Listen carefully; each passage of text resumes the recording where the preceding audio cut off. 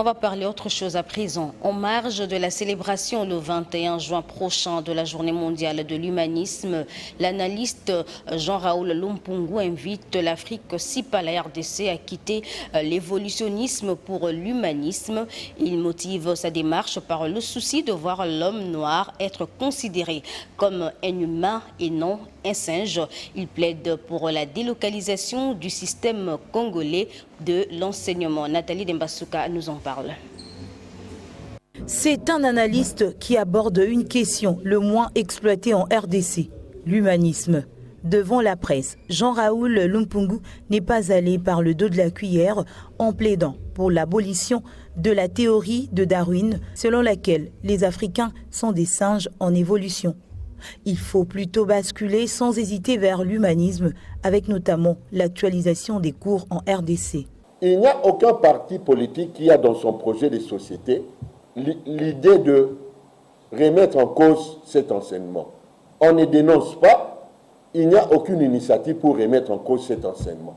Et pourtant, pour faire changer les choses, il faut une décision politique. Il faut que les institutions politiques s'impliquent.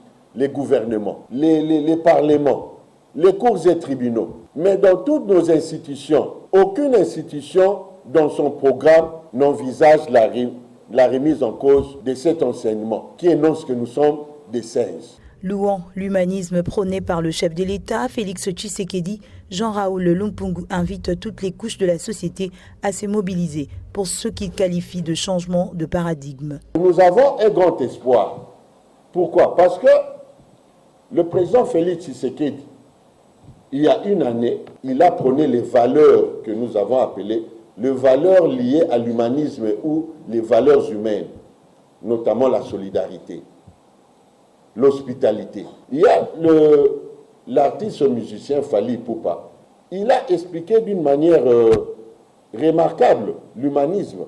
En lingala, humanisme signifie tout simplement Kibomoto.